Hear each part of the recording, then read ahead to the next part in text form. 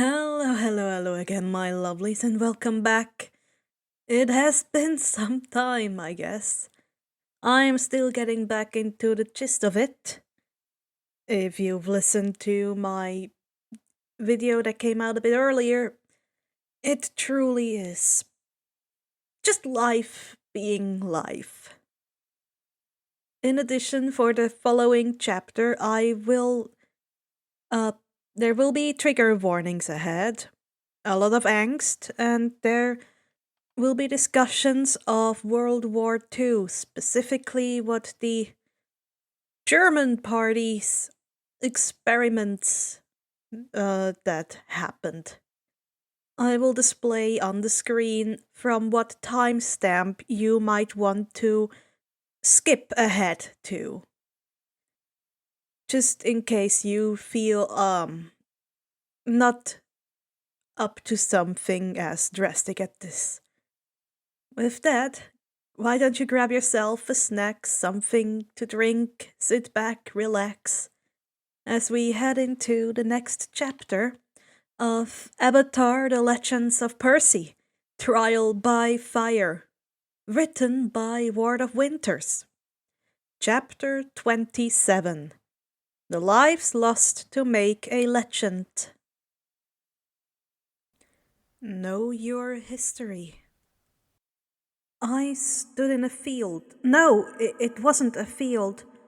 The ground held mourning flowers. The rocks littering the field had names and dates carved into them.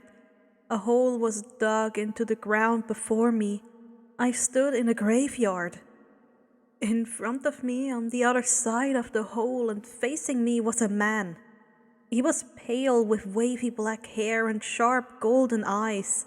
They were blazing right then, glowing even as he spoke, chanted in a language that twisted and wound around me through the air, mist on my skin as the whispers coiled and twined.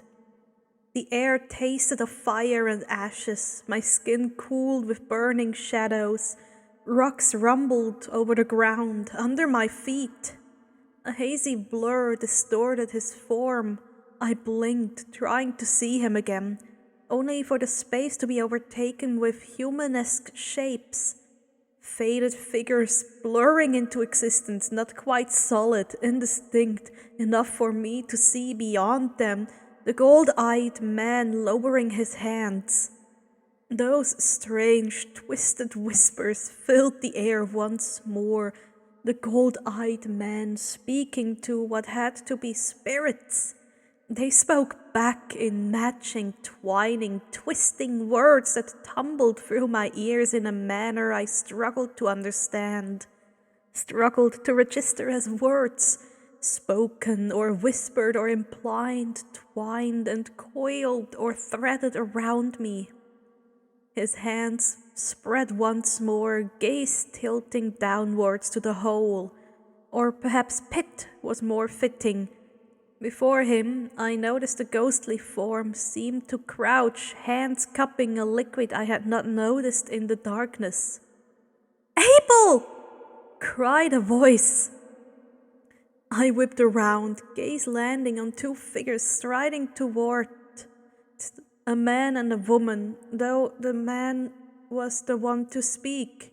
Both held black hair, with the man's eyes were stormy blue and his skin was darker than mine. The woman was tan, with green eyes, green like mine.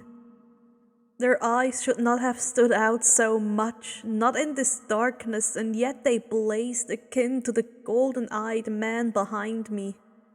The only response the golden-eyed man gave was to speak faster, the whispers running together, buzzing in my ears and skittering through the air.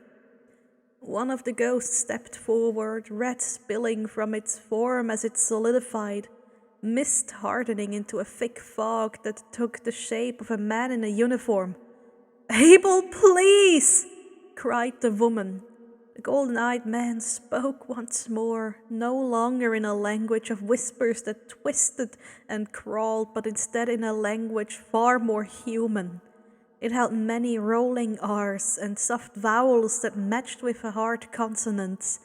He spoke slowly and seemingly uncaring of the two headed his way. Abel, as I assumed the golden-eyed man's name was, ignored both figures, even as they grew near. His words switched once more from the rolling language to whispering coils that twined over my arms and through my ears. My head hurt, or maybe my chest. The language was soft, twining and twisting, elegant yet inaudible, and simultaneously it thrummed and roared and sang in my ears in a manner that reminded me achingly of half-remembered dreams. The scent of salt filled my nose, and Abel snapped a word I did not know. A swear, I assumed, as he leapt away from the pit. A liquid within surged up, reaching for him. I turned back, my eyes landing again on the two figures drawing near. The woman had her arms raised, green eyes blazing even in the narrowed slits they were in. She swept her arm out, and the liquid of the pit scattered, misting in a blur that dispersed the spirits and emptied the pit. Abel spun to face them, finally acknowledging their presence with a snarl that twisted his face into something dangerous. "What do you think you're doing?" Abel snapped. His accent reminded me of the human language he'd spoken just a moment ago to the spirit. "Abel, you know we cannot do this," the woman implored. "I know that you wish to find them." "You know nothing," he snapped. "You cannot." "We do," the man entreated. "Abel, we want to find them too. We want them safe. We want to know what happened just to them, just as you do, but you are endangering others. People are dying. I will find them." Abel snapped. "I must. They are children. You cannot stop me." "We will not let you keep hurting people," the man said, stormy eyes hardening in a swirl of crackling lightning. "We will stop you if we must." Abel scoffed, gold eyes flashing. "You will pick stopping me over rescuing children that were taken. They are not dead. I would know if they were." "Of course we want to find them," the woman cried, "but they've been hurting people. You've been killing people. Innocent people are dying." "And I mourn their deaths," Abel said, his gaze softening as they landed on her. "But I have also targeted not innocent ones who have done great harm. I will find stolen children." "We will find them," she pleaded. "Together. You do not have to do this." "You care so much, and yet they do not care same as you." Abel glanced at the man as well, gaze soft and yet hard eyes. "I hold no hate for you, cousins, but I will not stop my quest." "Do not make us fight you," the man pleaded, expression crumbling. "Please, we do not want to come to that." Abel shook his head, a small frown on his face. "Callisto, Esme, I do not wish it to be so either, but if I must, I will live to regret you cannot." "Abel," the woman, Esme whispered, her stance shifting to a ready stance, her hands raising. "Please." Abel simply raised an eyebrow, his lips tight. "Leave, before you make me regret." The man, Callisto, stepped forward with a knife drawn. "We will not. We cannot. Please come with us peacefully and allow the camp to punish you." Abel laughed, something aching and something painful, something regretful. "No." The air crackled, my skin sparking and burning and blazing anew, but Abel simply shook his head. "No, that I regret. What I must do, but I will save them. And hands pushed through the ground. I fell through darkness. Understand what they will allow. I stumbled onto what looked like a battlefield. No, not onto. I stumbled into the air above the battlefield. Figures stood around me, drifted, formed, shifted. They were standing tall as clouds, as trees, as waves could crash. They seemed to be debating? Betting? I wasn't sure, I couldn't be certain. A woman with brown hair sheathed in woven cloves and battle armor was speaking with what appeared to be Aris. Blood and olive intertwined in my mouth. Their hands gleamed with metal that could be blades or armor or coins or simply power. Please, Aris snipped, his voice rumbling with crashing blades and sobbing children. My kids will handle Abel. He might have won the battle so far, but that's because he sticks to graveyards. They'll get him away from his minions soon enough. Strategy is important here, countered Athena, voice like woven silk on my skin. And one of my children aids Abel. Their strategy is foolproof, and we know that he has followed the clues to the missing children. The missing children can be found by my kids too, Ares snapped. My son! He will be found. Their strategy works. I've been giving them guidance. A tall figure with a beard of storm clouds and hair crackling with sparks and a pinstripe suit whose lines flickered and twisted akin to lightning adorned his body. His stormy blue eyes, like a clear sky that had a blanket of storm clouds hiding the sun, were locked on the children below. Abel will not escape his punishment for his crimes, for killing my son. Or my daughter, snapped another figure. For a moment, when my eyes landed on him, I thought he too to be a golden-eyed titan. Their faces were identical, and their hair both curled and wildness tamed. But the eyes were different. Unlike the golden-eyed titan, this god held eyes of sharp sea green, like mine, like Lara's, like Esme's. But was that Poseidon? Both of you have children siding with him, murmured a woman in soft green leaves and sheaves of golden grain. A matching veil of dripping flowers covered her hair. Her dark skin matched her dark eyes, which reflected a soft ache. Poseidon shrugged, gaze on the field below. I care not for the side they've chosen. This their choice, but Abel killed my daughter. I will not stand for that. People are dying, a figure with eyes like a sunny sky said. His tanned skin warm and bright. His hair shone gold with a matching bright veil of sunlight on his head. Zeus waved his hand, a storm in his voice. Their deaths are a tragedy, and yet justice must stand. This battle will not end gently, said Ares, blades crashing in his voice and below our feet.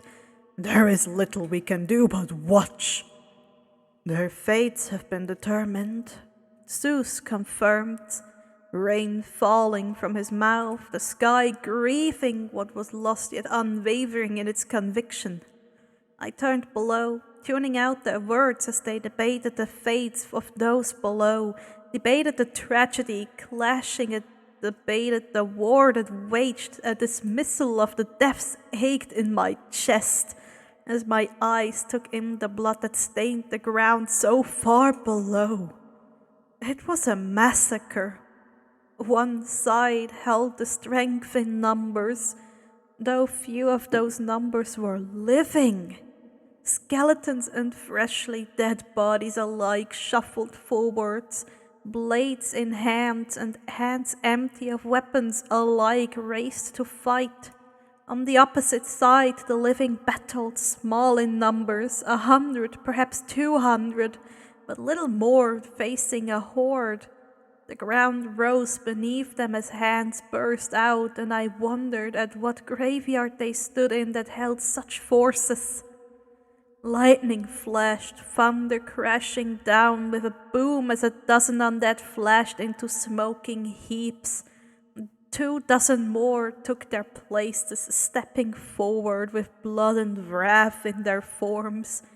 The living fought, drowning in the dead, children and adults alike, the adults in the front and taking the horde on their own, even as the children pushed forward to aid them. A child stumbled and another grabbed their arm, one of the adults leaping between them and the undead with golden hair stained with blood streaking behind them. A blade slid through their arm, and yet they struck out once more, striking down 1, 2, 3 undead. Vines wove around the field, streaming from a woman standing firm. The field immediately around them could not be said to be empty, for all, no dead or living, stood within it. No, instead it withered with vines and snapping plants, devouring any undead that stepped within their zone and tearing them apart. A child lost their footing and a skeleton drove their bones through their neck. I flinched back as blood stained the yellowed figure. The man from before, from the graveyard with Esme and Callisto, stood with his arms out. I could not hear him, though I could see his lips moving, but I imagined whispered, filled the air once more. The glow of his golden eyes was bright enough to see from where I stood. Beside him was a blonde-haired girl, one that reminded me strikingly of Annabeth. She couldn't be much older than Annabeth either, perhaps a year or two. Her form seemed achingly small compared to Abel, who stood tall and broad. Her eyes were locked onto the battlefield, her lips moving as she motioned with quick hands. It was war. It was a war of children, yes, with some adults, quite a few stepping in and battling fiercely. The adults held the greatest skill, the greatest power, perhaps the greatest experience, and yet the children battled all the same. "There's only Abel," snapped a voice behind me, dripping with anger and pain and clashing storms. "Surely one man cannot be impossible to defeat." I watched, though, feeling the burning shadows from where I stood. He was powerful, he was hurting, and he was not alone. His power was more than a mortal. There was another offering him support in his war. I didn't know who, but I imagined if even some of the gods behind me thought he had a point in this act, that perhaps even Hades agreed. The gods spoke more and debated more, eyes turned from the field as bodies tumbled to the ground. Living and dead tumbled down, blood-stained, glassy eyes aching with desperation. My feet slipped in the air and I tumbled down, down, down to the blood-stained battleground, to the desperately fighting children and adults, and into darkness. See who had to be saved by others, by mortals, when the gods left them to suffer. I tumbled from a ceiling, stumbling to my feet on linoleum flooring. Fluorescent lights lit up the room. An infirmary. There were children there, perhaps 20. Several were tucked together, whispering in soft tones in languages I did not know. Others sat stiffly, watching everyone around them with wary eyes. A handful were curled up in corners, and one under the bed, flinching at every movement near them. Most had scars. There were several doctors and more nurses moving around the room. They were soft, kind, even soothing. They gently checked the children's injuries. They took temperatures, they bandaged arms, they rubbed creams on scars. They spoke in low, gentle voices to the children and each other. A group near me were bent over papers, discussing what they said. Something about light? Is this saying they create light? This one is discussing eidetic memory. That's a normal phenomena. Why is it? I can't make sense of the science within all of these rambles on mythology. Did they just try to claim powers for children? To excuse these crimes? What horrible man doing this to children? One murmured, fingers shaking as they turned the page. What delusions they had! Their crimes against the Jews and other nations and anyone not right already showcased this, but this as well? I'm glad we found the children, but by God! I took a step away, my stomach tight and my hands shaking. I was closer to a child now, a small child with blonde hair and grey eyes who was curled up on the bed as far from bright children's book as possible, her eyes locked on it, something dark and fearful twisting in them. A doctor removed the book and went to the group bent over the pages. Despite my distance, I still caught snippets. Traumatized. The slightest thing. Afraid of themselves. Is afraid of the books. The bed should be moved. Darker room. When light hits. Specialists. We are going to find someone. The doctors were worried, afraid even. They were horrified, certainly, their fingers tight, faces masks. They cared, but there was horror and disbelief and confusion, a want to help but no knowledge of how. One stepped forward, though, from the sides of the room. A man with a bright smile and gold-spun hair, whose blue eyes seemed too bright, too striking. He crouched in front of one child, smile bright and warm and soothing my fear. My body relaxed slowly, eyes on the floor. Hey, kiddo, how are you feeling? The child held dark red eyes, pool of blood and rubies. They stared at the doctor, very intense, unwilling to uncurl. I'm Dr. Fred. The child flinched, recoiling and tightening their curl. But you can just call me Fred. The child blinked, staring at him with a small frown, and loosened their stance ever so slightly. We're going to help you, the doctor murmured, hands tucked close but gaze locked on the child. You're safe now. They can't hurt you anymore. The floor slipped from me and I tumbled through with a cry. They allowed the pain of their children. They allowed the deaths. The child of Hades, Abel, stood tall once more. His gaze was firm, gold eyes hard. His back was straight and hands were raised and ready. I looked at him and remembered what Annabeth had told me of the godly war that had happened alongside the mortal World War II, how the demigods no longer knew exactly what had led to it. "We've saved the children," said a man I did not know, a plea in his tone. "We need not fight any longer." Bodies covered the ground, the living no longer such. The dead returned to their graves, blood-stained grass swayed as a breeze ruffled the field. "Children are found, but those who harmed them are still free. They will not escape. I will place them in my Otheid's hands." Abel's gaze was fervent, for as firm as it remained, where there was a grief tinging his eyes, a need that echoed in his words, a decree that he would kill those responsible, no matter who stood between him and them. The man before him, or perhaps teen was more accurate, as he looked younger than even Luke, grimaced. He closed his green eyes for a moment, expression tight. I wondered what he felt seeing someone he must have known once facing him as an enemy. "The gods will ensure they suffer," the teen pleaded. "I'll go to Hades in time. We must know your father will ensure they pay for it. And the mortals aren't standing for it either. They're sending their forces to fight even now. The Nazis will pay.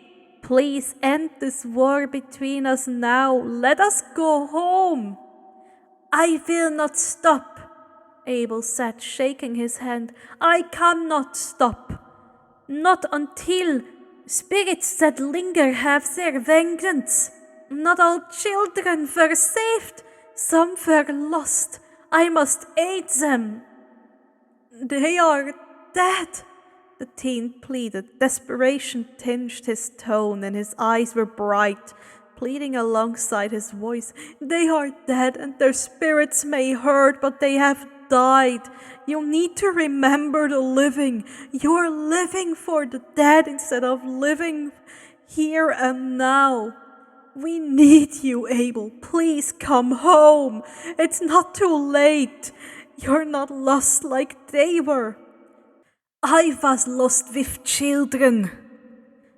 And that was the end of the conversation. Whether the unknown teen wished to continue speaking, whether he wished to plead once more, it mattered not to Abel. Abel's hands rose and his madness with it, and he attacked. The skeleton rose before me, lunging through my form, and darkness consumed my view. He was lost, and he was abandoned by those he once stood by. Know that he was not remembered for his goals, but for the death he brought. The skeleton was gone, and the blood-soaked field as well. I stood in a small graveyard in the familiar woods of Camp Half-Blood. There was a funeral pyre set up, a shroud set within it. The barest light of dawn was creeping through the woods and illuminating the shrouds with Hades' helm painstakingly embroidered on it. The deep black with blood red staining the shadows of children pressed in charcoal grey caught the light with an odd shimmer of gold. A man stood before the pyre, stormy blue eyes staring out at the crowd. His gaze was solemn, intense, his lips pursed and his face firm. Abel was family, the man declared. He went to continue, yet his breath stuttered and he faltered. He glanced back at the shroud for just a moment, eyes on the lock of black hair placed before the shroud. He turned back to the crowd. He was a friend to many, though many of you are too young, too new to have known him as such. He took a deep breath, letting his body slowly relax as he swept his gaze across the collection of campers. Abel cared deeply for those who were harmed, for those dead. He reached too far in an effort to save the children stolen from us. It is a stark reminder that for all we are divine in heritage, we are still mortal. Our powers have a limit, and Abel went beyond his. He lost himself to the spirits of those lost, lived for the dead instead of the living. He pressed a hand to his chest, staring at the silent crowd with fervent eyes. We can mourn what could have been. We should mourn the man he was before he was lost. He was a good man, a man to emulate. Abel, he did so much good in his life, and despite what he became, his efforts were key in finding the stolen children and saving those still alive. His eyes closed, and many of the campers shuddered and looked away. I remembered the children in the hospital and closed my own eyes. What the Nazis? What they did was horrible, and we must be glad that Abel aided in finding the children. But despite what, we must also remember the many that died because of him. Not only mortals on both sides of the war, mortals that had nothing to do with the war, but also family, friends. He closed his eyes, lowering his head, while we remember the good he did. His voice cracked and he licked his lips, looking up with wet eyes. He sought to find our lost family. The family we were already mourning, and in the process, he became part of that lost family. We mourn what he became. He wiped his cheeks and raised his chin.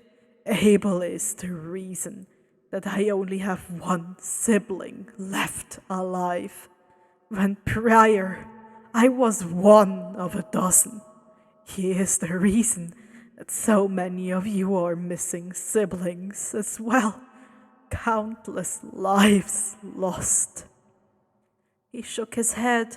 This is not meant to elucidate on his crimes. We know them. We ache for them. We mourn them all. Abel and all those lost due to the war, both his and mortals.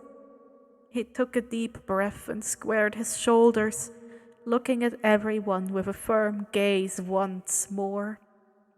I swallowed as I looked at him, alone in front of the pyre of the one who killed his family.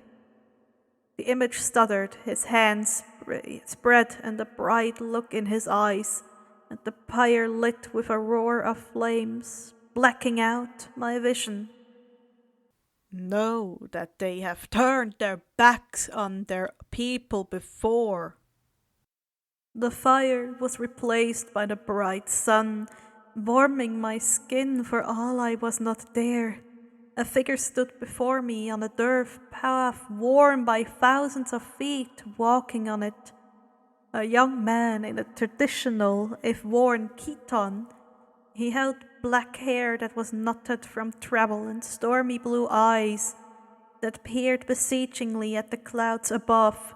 His hands were held out to the heavens as he prayed to Zeus. Please, Lord Zeus, Zeus the Savior, Father, I need to return swiftly to mine mother. I humbly request thine aid in mine quest to slay Medusa. Please, Zeus, the good God, I shall offer all that I may be to thee upon my return home. My eyes widened. Was this? The clouds covered the sun and the image slipped away, my feet slipping through the dirt as if they were quicksand, and I tumbled down through the ground, down from the sky, down through the trees. Know that they pick a side based on what is offered, not who is right. Two figures stood before the kneeling boy. One was a man with winged sandals that gleamed a bright gold, feathers soft and sleek. His hair was a sandy blonde, golden nearly, gleaming like the brightest of coins. Even from here I could see his eyes rivaled the blue of sapphires, with his features akin to that of a thief's, or perhaps a traveller's, or perhaps a messenger's, worn yet sharp. He looked akin to an older, more traditionally dressed Luke. There was a woman with elegant and gleaming armor covering her body.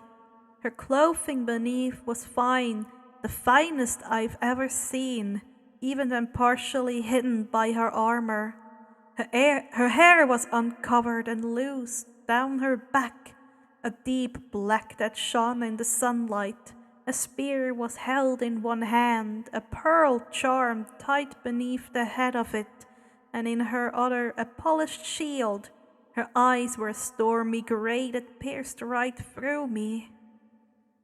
"Go, Perseus, to the Grea, the Grey Sisters, sisters of the Gorgons, will give you the answers you seek and the tools you need."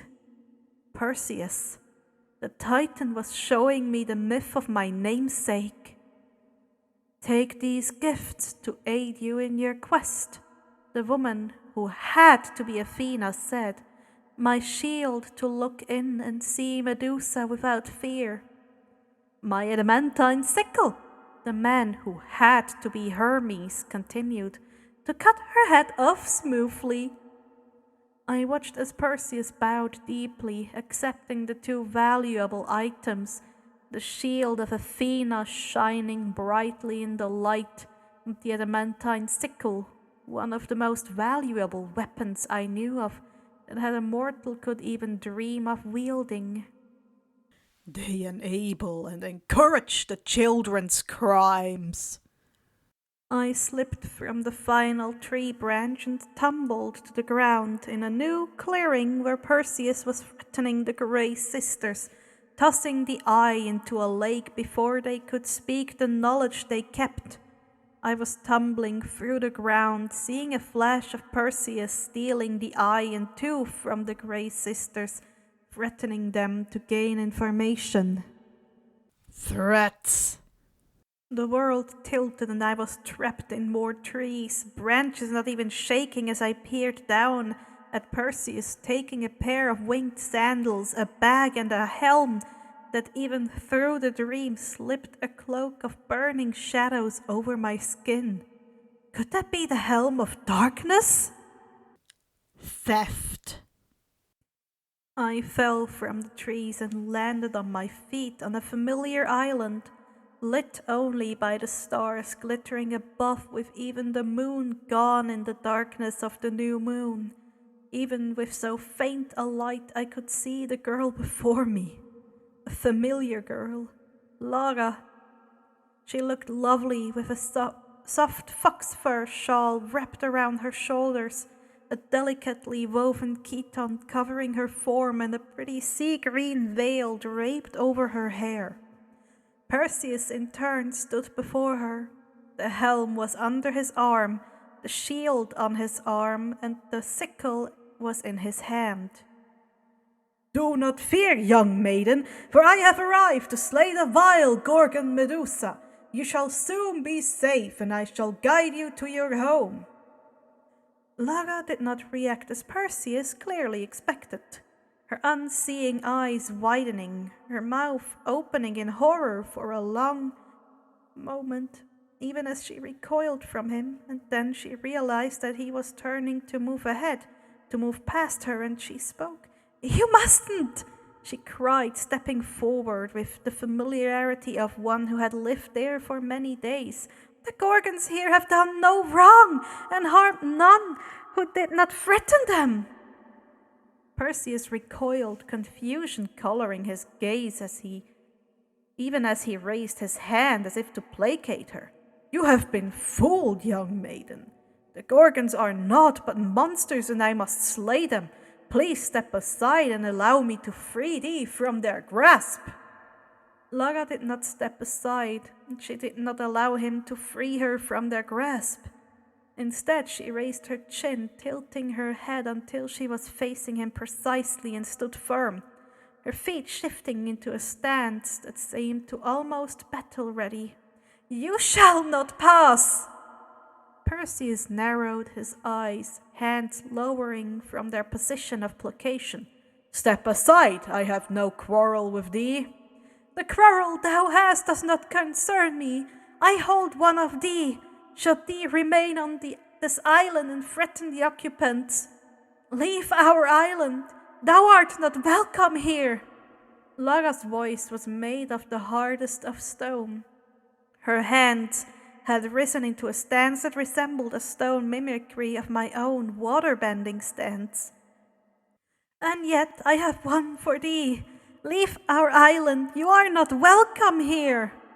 Lara's voice was made of steel, her hands raised, and the air seemed to freeze. If thou sides so firmly by the monstrous Gorgons, then thou must be but a monster thyself. I give thee one last chance. Stand aside, young maiden, else I shall be forced to remove thee from mine path. I shall not stand aside, and thou shalt not move me. Perseus readied his sickle, taking a step forward to strike at Lara, but she struck first. At first glance she was unarmed. She was small. She held no weapon, not even a water skin as I did. She was wearing fine clothes, her kerchief gift and a veil. She looked the very image of a soft woman, a gentle maiden, and yet she was not weak. She was a daughter of Poseidon, and while she held none of the sea at her fingertips, he was not only king of the seas. Poseidon, Stormbringer, Earth Shaker, king of the seas. Lara thrust her hand out, her foot stamping hard against the ground, and named herself the Earth Shaker's daughter. The earth cracked and shattered, shaking and breaking. Perseus stumbled over himself, scrambling to leave the field he'd entered. The earth did not remain between them, though. It shook and crumbled and roared as she furrowed her brow and let out a slow breath before slamming her hands together. The ground rocked and rearranged itself, rocks tumbling over and crashing together right where Perseus must have been moments prior. "Who art thee?" he cried, disbelief, horror, fear striking his features. She stood tall, shoulders back, veil in place as it, and her hair streamed behind her in the new winds brewing from a storm over the horizon. She was framed by darkness, by the earth, by the starlight, and she looked every inch the Rakil of Earth Vazare she was. "I am Lara, daughter of Arila Poseidon, the Earth Shaker and Medusa's beloved, and I will stop thee here." His gaze firmed as she announced herself, and he steadied himself. "Poseidon's daughter, who is he who is known for monstrous children? I see now that thee are truly meant to be with Medusa, a monster that she is." Lara's lips twisted into a snarl of rage. "If thou art in my way, then I shall strike thee down," he declared, "and indeed I shall save many from thine monstrous acts." "Only in death will I allow you past me," Lara uttered low and soft. "Remember her." She settled her stance, feet apart and hands steady, and pushed. The earth obeyed the earth shaker in her blood and roiled, shaking violently and crumbling beneath Perseus to trap him in its depths. But this time Perseus was ready.